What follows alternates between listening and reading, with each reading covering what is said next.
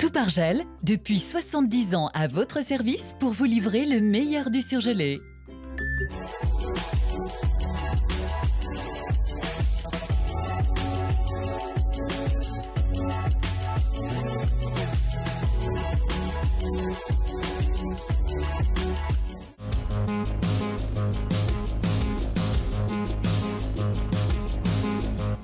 L'incinérateur du port Édouard Herriot bloqué depuis ce matin par les éboueurs de la métropole.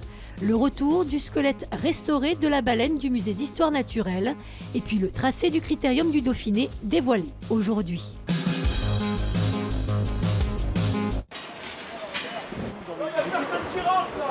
Depuis 7 heures ce matin, il bloque l'incinérateur du port Édouard Herriot.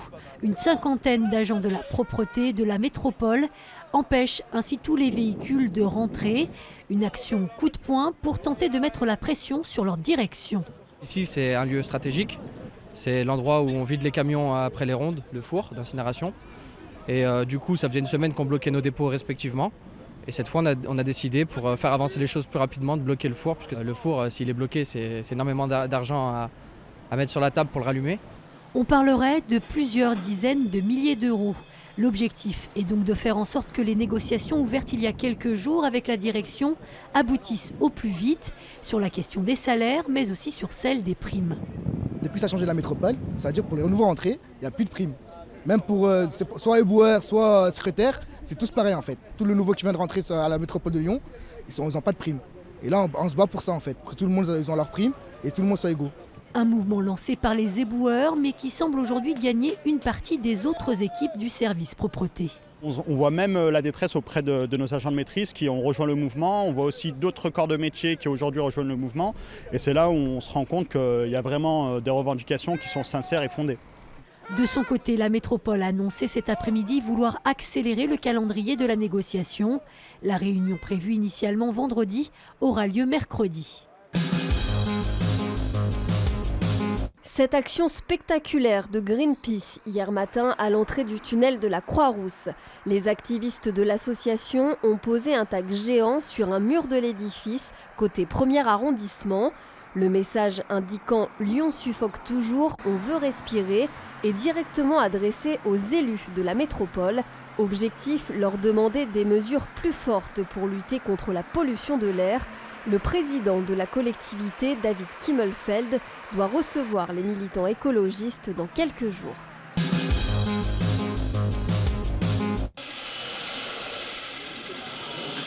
Il fallait des muscles et de la délicatesse cet après-midi au musée des Confluences. Un squelette de baleine de près de 18 mètres a pris place au 2e étage de l'établissement.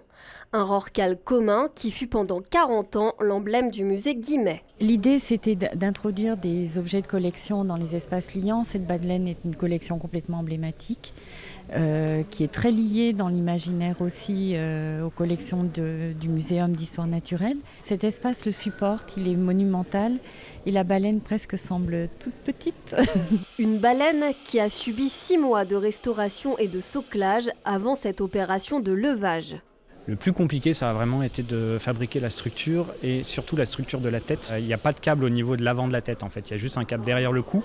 Donc on a un porte-à-faux énorme parce que les éléments les plus lourds sont à l'avant de la tête. On a un espèce de nœud de métal au niveau du cou qui fait l'articulation entre la colonne vertébrale et la tête. Et c'est là que tout le poids repose. Donc ça c'était assez difficile à calculer, à concevoir et à construire.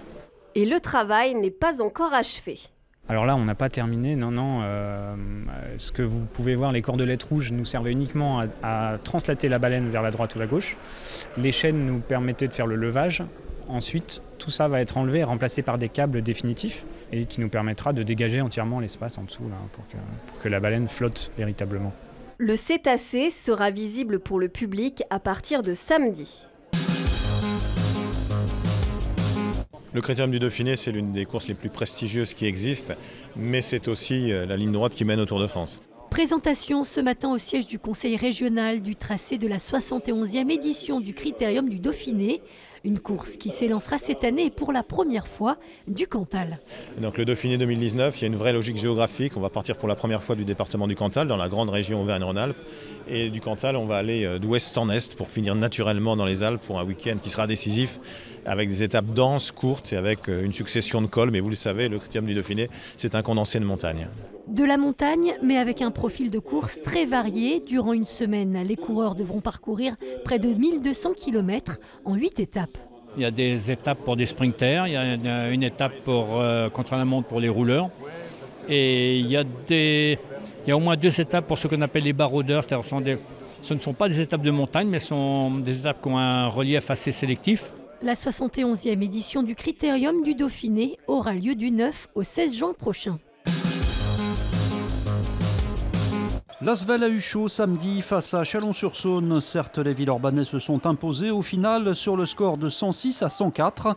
Mais les failles en défense ont failli leur coûter cher. Heureusement pour nous, ils n'ont pas marqué le dernier panier, mais on a eu chaud. Je dirais tout simplement un manque de concentration de défense et ça ne nous ressemble pas. C'est pas nous, on ne joue pas des matchs à 100 points. Donc c'est dur pour nous quand on dépasse 65-70 points.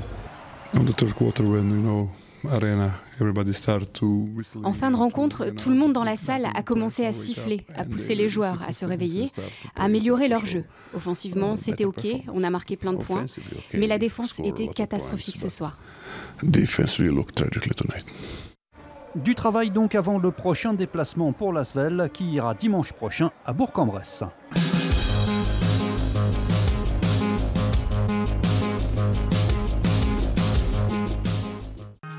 L'info continue sur tlm.tv, les réseaux sociaux et le fil info.